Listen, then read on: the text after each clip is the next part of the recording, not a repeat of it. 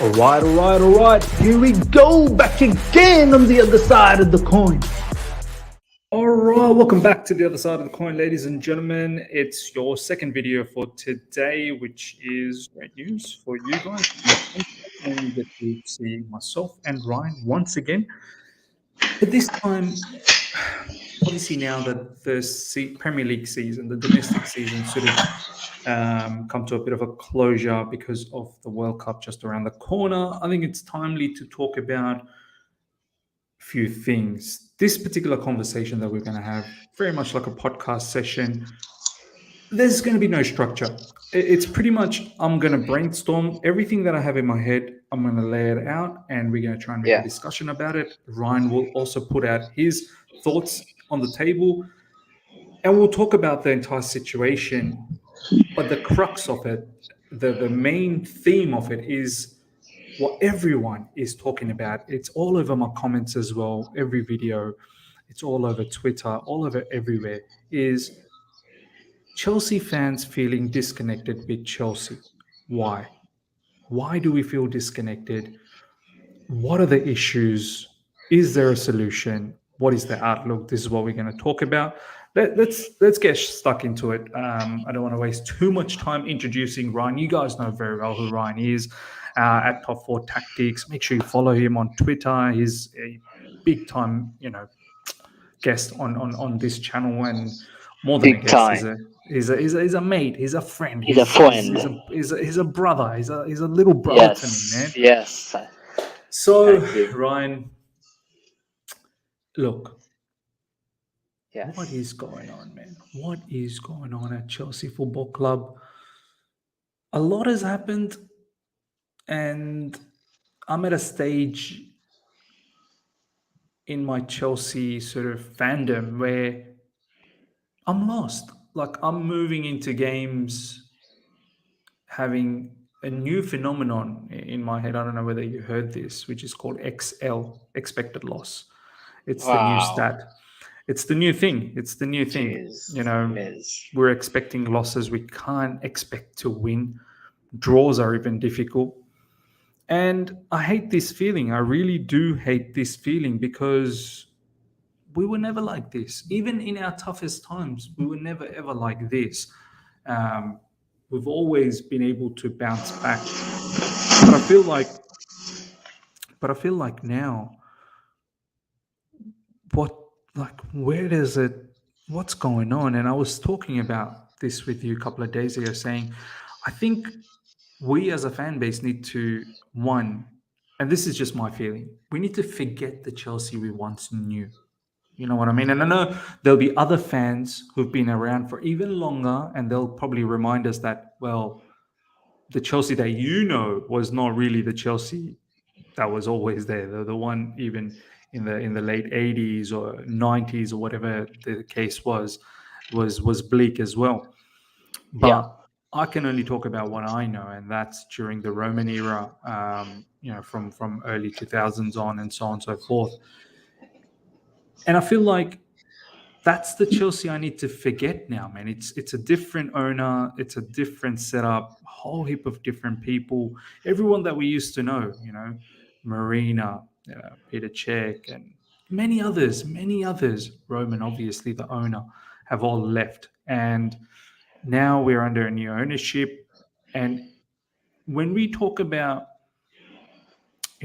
Chelsea's got history of winning, we can't be going through this sort of pain, this, that, the other. I'm thinking, is it relevant? Is it relevant to even talk about all that now? I mean, let's start from here, Ryan. What's your thoughts about these initial few things that I've just said? Listen, I think you made a really good point where you said that, listen, the Chelsea we know now isn't the Chelsea that many fans who've known Chelsea for, say we've known Chelsea for the past 2 decades. A certain Chelsea, certain standard culture.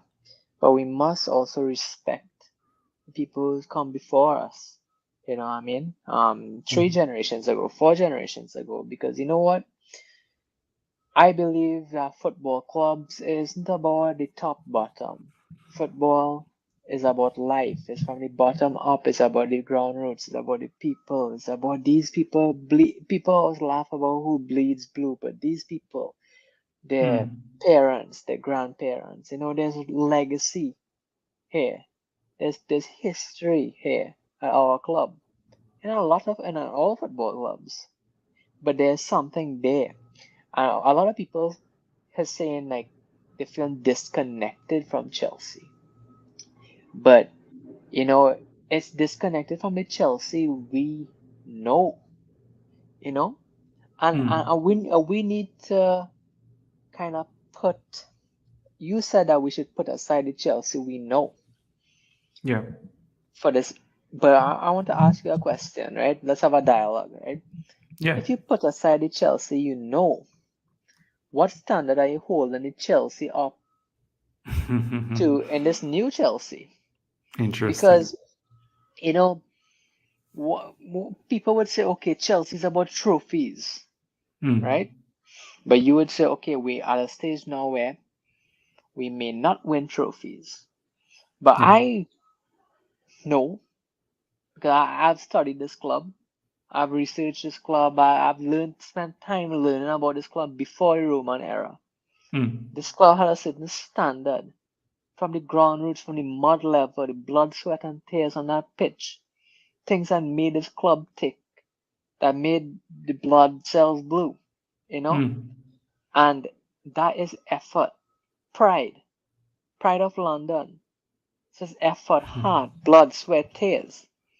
And that is what I expect of my Chelsea, regardless of errors, regardless of generations, regardless of trophies, regardless of sporting directors, owners.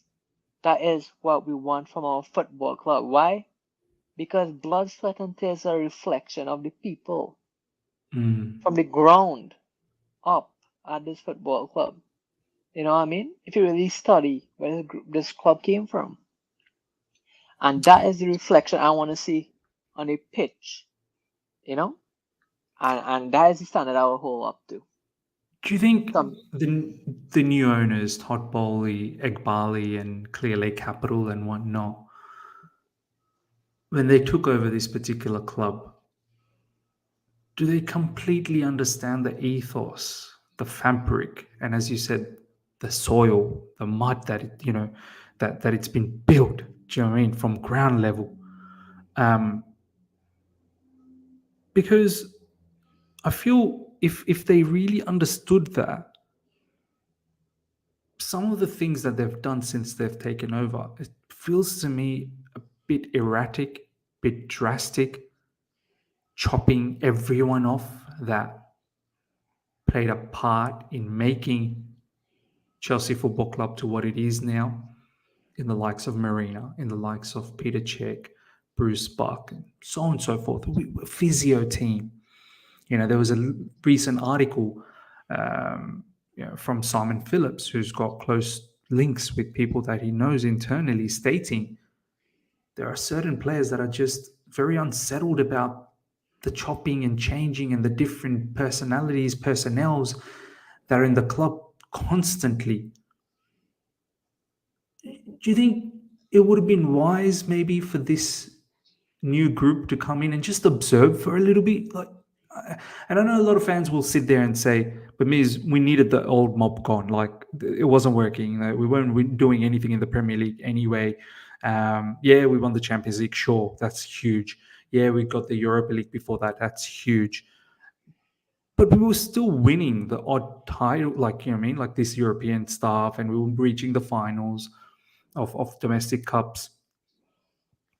Do you feel, Ryan, it was wise to come in and just tear everything apart like the way they've done, to the degree where the whole notion of I feel disconnected? I can't see the Chelsea I used to see before. Do you think it was wise to do that?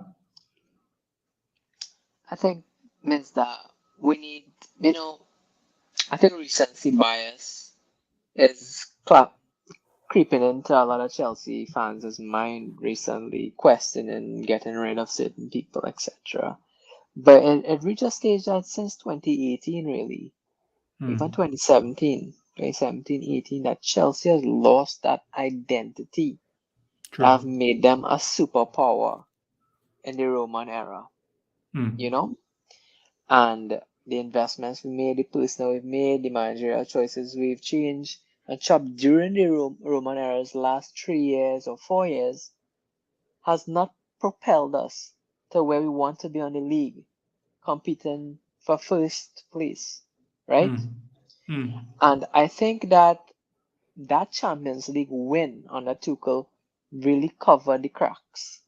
Mm. Really covered the cracks. Because you asked me a question, do you think the owners Do you think that um Champions League win sort of delayed the situation we're seeing now? could? That's a conversation we had. A really good Mm. question. But what the point I wanted to make is that Mm. when Todd Bowley and is it Egbali, is his name? Yeah, Igbali, he's the Clear Lake Yeah, Capital sort of director came over there, I think. in. They saw Chelsea won Champions League only a year ago. Mm. Really good manager. Assume that this is a really good team, top four.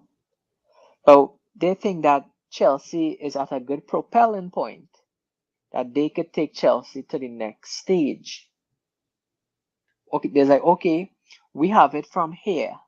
Mm. We're gonna take it from here to there. If you hear the ideas Todd Bowley had, it's really Yeah. progressive and really good ideas, Mm. fantastic ideas.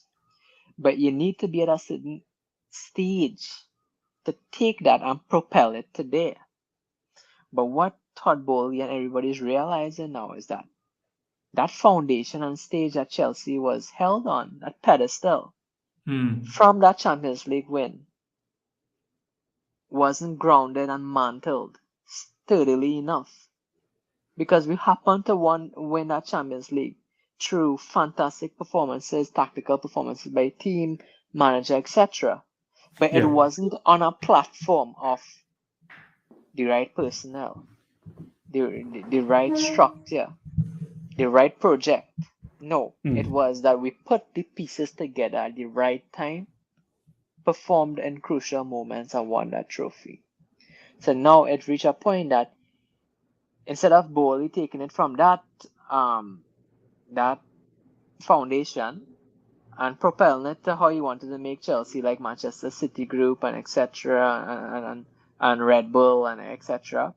Mm. He's Mm. realizing now that wait, I can't take Chelsea from here to there. I need to go way back to the Mm. ground roots of getting this team to compete again, getting this team to win matches again, getting this team to get 3 points again. That's a whole different project. I believe when Bowley came in, he thought that the performances and 3 points was already there. So he could Mm. start Mm. propelling Chelsea to be a mega brand. But listen, right now it's about Chelsea winning 3 points again before he could turn into a mega brand. The thing is Mm. though, it's not only on Bowley's fault. Because for the past 3 or 4 years, Chelsea have been struggling to make that leap, right? Mm. So it's a thing is that I think that Todd Bowley and Clear Lake has more work cut out for them that they probably think they had with a big name like Chelsea. Because from the outside in, you would assume that Chelsea is in a great spot. But if you're Mm. actually in, you would realize that there's a lot of work and roots to the root and new seeds to plant to make this team into what everybody wants our club to be. No, it's so well put, man. It's so well put. Like the issues didn't just arrive now. You're right. The issues were there from a while back, and we've not been able to compete in the Premier League for a long time. And should we be surprised that in November we're 16 points behind Arsenal after 14 matches? 16 points. This is probably the culmination for years of mismanagement that has come into fruition now. And this is probably what has led us to be so disconnected. And I think in life as well, right, Ryan, when there's so much change, so much has happened in the last 12 to 24 months, There was the euphoria of Frank Lampard taking over, legend of the football club, transfer ban, whole new faces with academy products. And then Frank sees us through that wild period and then gets us to top four. And then transfer ban finishes, we get a whole heap of new players. It's another euphoria. Do you know what I mean? We've gone through a transfer ban, bringing in all these new players. And before you knew it, like Frank Lampard was sacked, like the legend of the football club, sacked because of how poor the football was. Then Thomas Tuchel takes over. We win the Champions League. And then all the drama that took place last season, Lukaku, sanctions, ownership, and of course, now the new owners. Do you feel all of this, I suppose, if you look at it from a life perspective as well, right? When you have all that stuff going on around your life, like so much drama, so much controversy, so much of everything, that maybe it was inevitable to be somewhat disconnected as we are right now. Yeah, I think that with all the drama around it, is you can go one way and say yes, it's expected. But at the end of the day, the disconnection, it was common, Miss. It was common. You were Because actually well I've ahead of the been, game. You were well ahead of the curve. You were disconnected way before us have now joined you. yeah, I mean, Miss, I've done videos with you in this very desk where I'm at right now back in March. And we're doing truth bombs together and tactical videos on where it went wrong, speaking on the heart of these players, the quality of some of these players that we've made our spine. Our spine is lacking, our central nervous system is lacking. Far less for the hands and the feet. No wonder we can't run. And the thing is, Miss, we could point to where to blame, but we've just got into a cocktail of mess at every level. And the sad thing is, each level didn't happen at once. It happened. Something happened in 2018, then 19, then 20, 21, 22, and now we're here. It's been years in the making. And the thing is, it's been years in the making to get into this. It could be years in the making to get out of it. And this is where I want to now take the next part of this conversation. So we've identified potentially why we're disconnected, what has happened. It's a combination of many things. But as you just said, it could potentially take us years to get out of this. Ryan, do we as a fan base have the stomach to endure this? I asked this question to myself. Like, I move on to every watch alongs now with hundreds watching together, thousands of views. And I feel down, man, moving into Chelsea games. I feel, that excitement that's just been sucked out, and predicting your team to lose. That's a tough sort of concept to grasp. Do you know what I mean? Like, you're predicting your team to lose. With the caliber of investments that we've done, it's not like this team is some sort of a cheap team. Like, we've thrown money. Ryan, what does, from your perspective, from a sort of logical standpoint, what's pain in Chelsea pain? What is that? How do you see that? What does that mean to you? How long is this wait? What are the things that need to change, top to bottom, bottom to top, whatever the case is, that you feel Wow. that we can start seeing the new Chelsea that we want to see? Miss, we know. Okay, let me tell you this. Here we go. I'll give you a multiple choice question. Yeah. Choose an answer, and the answer will lead you to many other answers. It's like one of those Netflix specials, right? They tell the audience to choose what you want them to do, and then they do it. Yeah, that exactly. Yeah. Out of all the pieces at Chelsea FC, which of the pieces know what it means to be Chelsea? The board, the manager, or the fans? Pick one. Fans. What does the first two have in common? Board and manager. Fresh, new, Don't know what it means to be inexperience. Chelsea. Don't know what it means to be Chelsea. Many times when a new ownership come in, they have a manager there who already knows what it means to be Chelsea. True. Right? Okay, and I forgot our next piece, the players. Right? Knows what it means to be players. Which one of these players, besides Azpilicueta, has won a Premier League at Chelsea? None. Has won 3 points week in, week out. Sterling's won it at Man City. Yeah, I mean at Chelsea, sorry. Yeah, Kante's won it as well. Exactly. So we have manager, board, players, fans. What it means to be Chelsea. And people would be like, okay, let me tell you it means, right? We have this beautiful building. We work so high. Like, it had this amazing 3-story building full of history, full of personality. And we love that 3-story building. But for the past 20 years, we worked and made that 3-story building one of the most well-known, renowned buildings, 10-story building. Right? Yep. What do we say now? We say that, okay, this building, we have a new owner now. What do?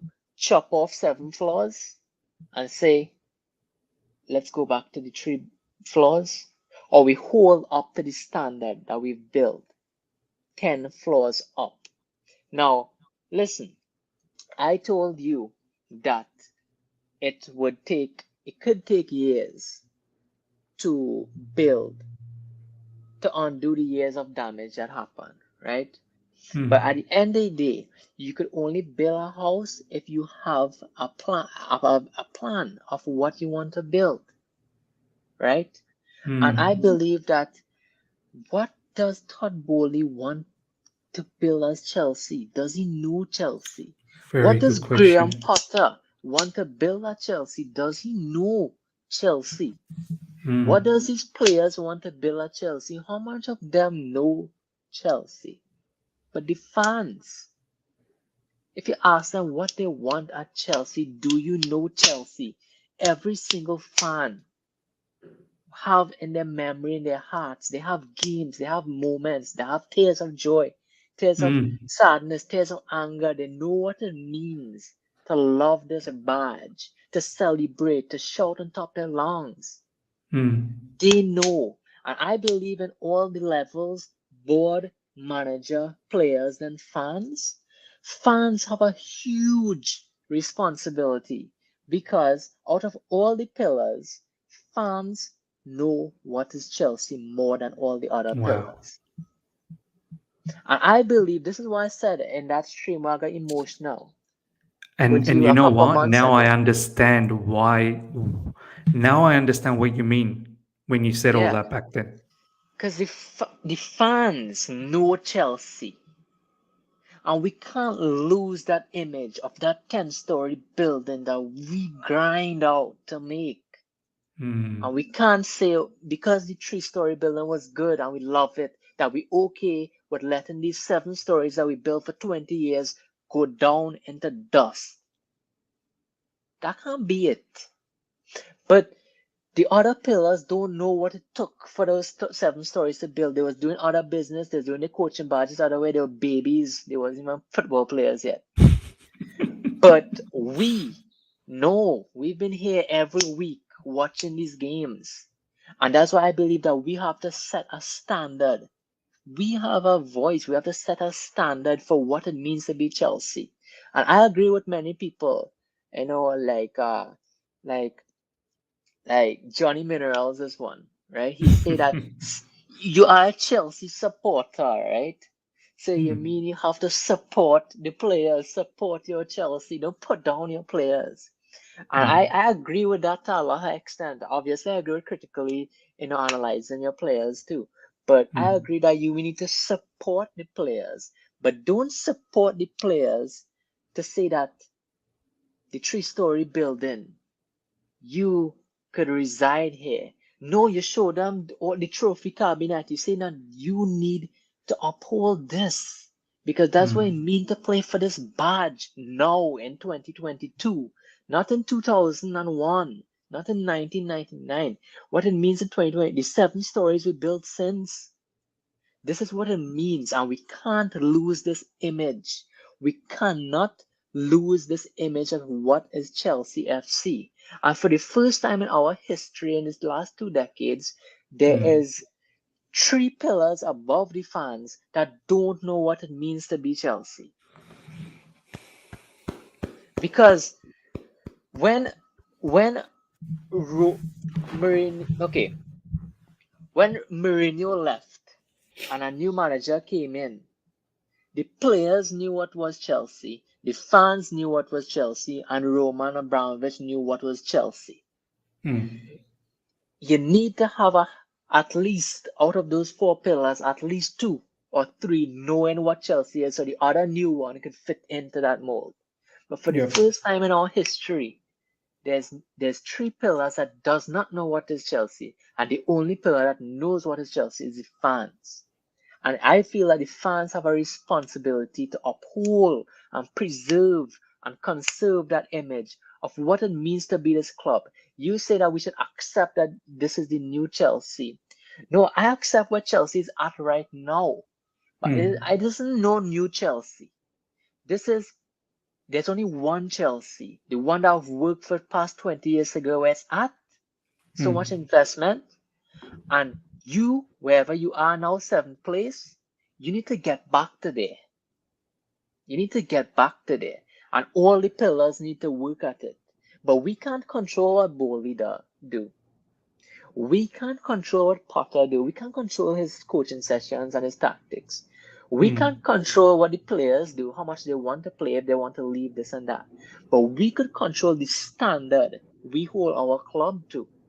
We could control how we push our players. We could control the voice we have online, the voice we have in stadiums.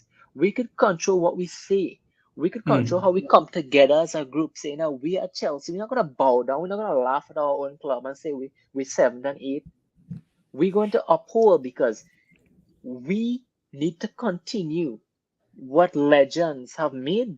The Lampards, the Mourinhos, the John Terrys, they have made these 7 floors. But for the first time, the other higher 3 pillars isn't there. And the only person could keep these 7 floors alive is the fans now until it starts catching on to the players, to the manager. I mean, I know we can't control the other 3 pillars, but we need to, as fans, have that standard that we can't lose this image. We cannot lose this image. If we lose this image, then you know what happens?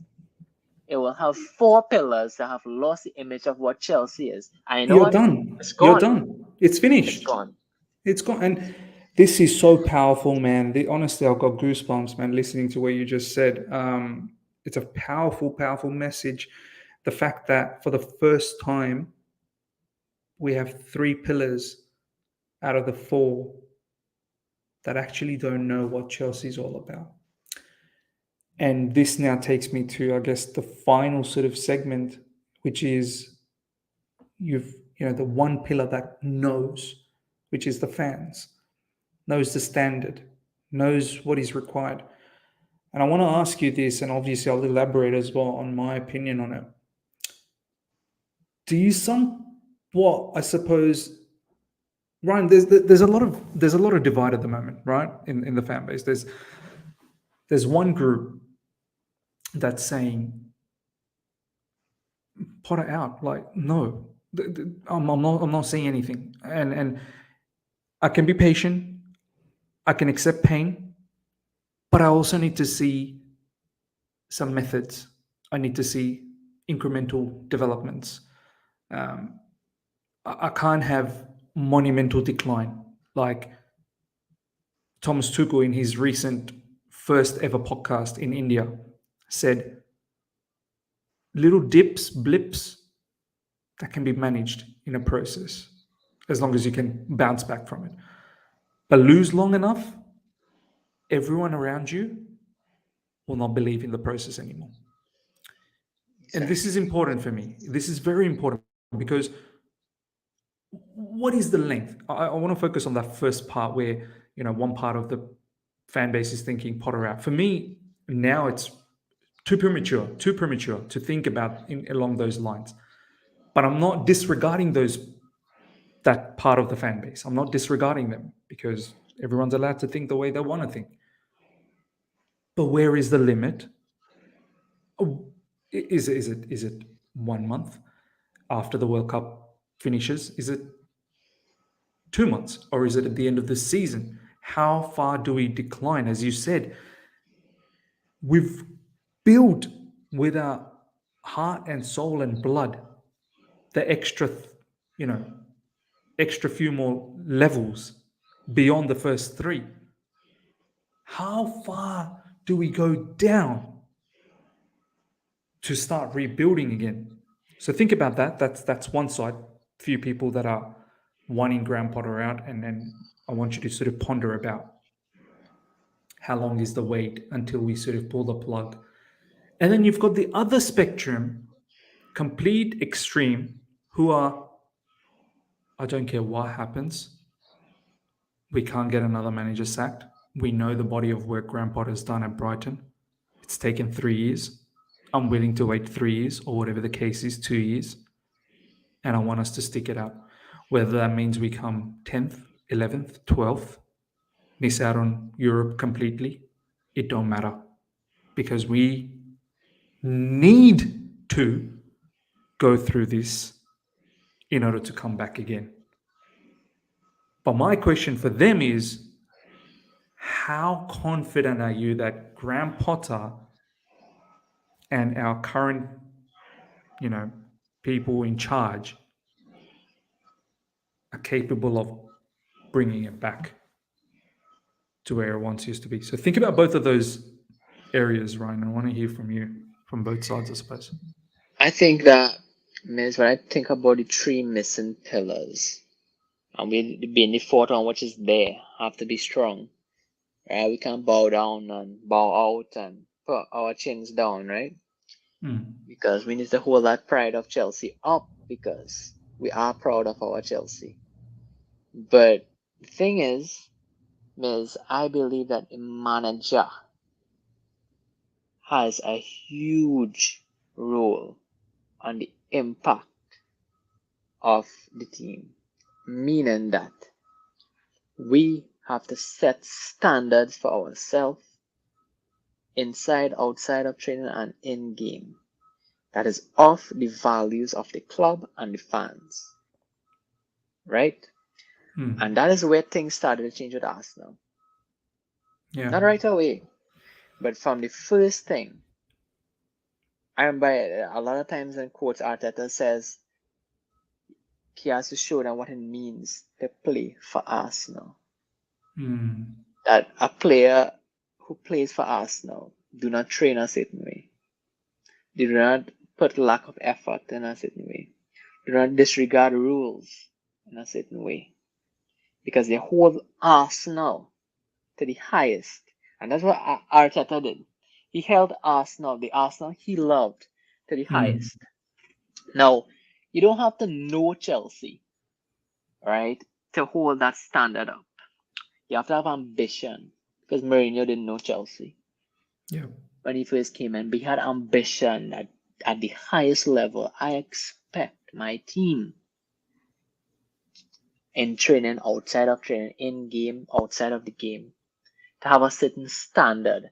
And his standard was 3 points and trophies. I'm champion of Europe.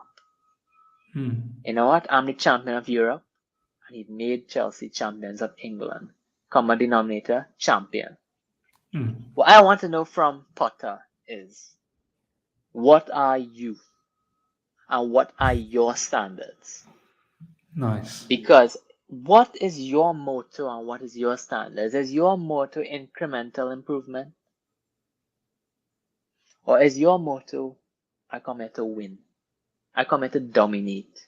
I come here to show people what it means to play the best. I want to play the best football in England. I want to become the best team in England. And I want this Chelsea to become once again the best club in England. That's what I want to know from Potter. What is your what is this from the top down approach? What is your motto, your lines? What you strive for? Because listen, it isn't going to translate. We aren't in the place where it will translate from player to manager anymore. There's no Eden Hazards anymore. There's no Costas. There's no Terry's. There's only Alspi. All right. So it isn't going to happen from player to manager anymore. It's not the job to go from board to manager. And it's up to the manager now, right? To get this into the second pillar, which is the players. And once those pillars start to move, the manager and the players and all the fans, this ownership, we talked about how good this Bowley ownership could be. We won't forget it. All the pros and cons when we were linked with different people, right? We wanted Bowley in. I believe that when the parts start to move, we will get the right players and we will make the right steps. I believe in this board still because they showed a lot. They want to do things a certain way. And as Ronaldo said, if you have to destroy to build up, so be it. But at the end of the day, outside of the fans, which I already said that we need to be strong and we need to hold up the values and the reputation of Chelsea, the 7 floors that we created in the past 2 decades, I believe that it can't start from the players. These players just don't have it. It has to start from the manager now. And that's why I believe that Tuchel was that manager. Because Tuchel wanted to hear the values of a Chelsea manager. And when he spoke, Ryan, he continuously spoke about challenging, winning, titles. And look, I don't want to have a go at Graham Potter because I like what he did at Brighton and whatnot. And maybe that's the narrative we need to snap ourselves out of, because every time everyone talks about Graham Potter, they keep referring to Brighton. They keep referring to Brighton. Now, I do as well. And we need to remind ourselves, we are not Brighton. Like, great. We want to reference, but we're not Brighton. And I feel like sometimes when Graham Potter talks, he talks with a Brighton vibe. Like, yes, we'll give it our best and we will try to get. I've not heard him enough yet, and he might have said here and there, but I've not heard him enough yet saying Chelsea need to win titles. Chelsea need to be in finals. And that's what the first thing Tuchel said. That's the first thing Tuchel said when he came to Chelsea. See, when he thinks about Chelsea, he thinks about trophies and titles, and that's what he came to do. Yeah. I mean... And that's one thing Roman wanted. You know, we talked about a lot of things that Roman, you know, that we fell short of in the last few years of his campaign, but he had a certain expectation of Chelsea. I want to wrap this up by just quickly talking about this other team that is making a run into the top 4. Some of you guys already might have guessed. Newcastle United. This time last year, they were last in the Premier League. Do you know how difficult it is to come back from that spot and not be relegated? I'm pretty certain they were last during Christmas as well. They brought in Eddie Howe, had a change of ownership, much like us. Very, chaotic style. change of ownership, this, that, the other. But I'm amazed by their growth, the level of football that they're playing. It's literally been 12 months. 12 months. They're third in the Premier League from being bottom of the Premier League last year, this time, around Christmas. For me, that's process. Like, why is that too far-fetched? Didn't they have a new manager as well? Didn't they have a whole heap of new staff, new players come through in the likes of Gomeres, Trippier, Chris Wood, and Dan Burn, and so on and so forth?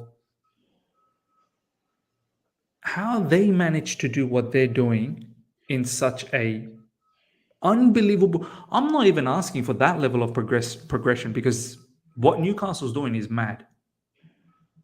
The way they're literally going toe to toe against some of the top teams in the Premier League. We're not even a top team. Like, it was easy food for them, us. But I'm talking about when they played against Liverpool earlier this season, or when they played against City. They even beat Spurs away from home. I mean, Ryan, is it? I guess the final question before we wrap things up, like, is it bad to demand that I understand the adversities, but I still need results? I can't have this football club just decline. We have a case study with Newcastle. Why do I need to go to the bottom of the barrel to start rebuilding again? Exactly. I believe that in the midst of it, we have personnel who we could find a way to win matches with. I don't believe that the personnel, like if we have some of our personnel go to Newcastle, they do well. To Brighton, they do well. So I don't believe we personally have a challenge for titles, or to even play attacking possession-based football in the pockets or whatever. But I believe we have good enough footballers to try to get 3 points week in, week out with a certain game plan and approach. And I believe that we must demand that. We can't go into every match saying it's okay if you don't get 3 points. Well, okay, It's we'll get 1 mad. point every match. We'll get 1 point every match, and let's get relegated then. If you don't demand 3 points. Yeah. Oh, I don't get the attitude of, okay, we won't demand 3 points this week, but we want 3 points next week. Why not this week? If you try to do today right every day, if you try to do today right, you focus on doing today right, then every day will be done at a high level. Yeah. Maybe I should take that advice too, but it's easier to give than to take advice. So yeah, that's what I mean, man. It's not wrong. I'll just put it like this. It's not wrong to demand that of your team, and it's actually, as I said, as that fourth pillar, and knows what Chelsea is. I believe that it's right. I believe it's right to uphold what this club means to us and the standard that the other pillars should think. Because at the end of the day, this club belongs to us, the fans. Without fans, this club is nothing. This club belongs to the people who loves and invests in this club, which is us, and the people who goes to the stadiums, the people who live there, the people who has parents and grandparents who invested in this club, who love this club. And we should uphold those values, the first floor, the second floor, the third floor, but the other 7 floors too. Because we can't let this building crash. We can't.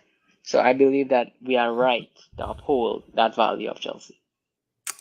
Brilliantly said. On that note, ladies and gentlemen, we're going to wrap things up. Let us know how you feel. Is it illogical to demand for success, consistent success, even through adversities? Or are you in that particular bracket where, no, we need to see more pain, before we see some success. Let us know. Smash the like button. If you're here for the first time, subscribe. Hit the bell notification to stay in touch with all my content and follow Top 4 Tactics to see all the latest from Ryan. Until next time, see ya.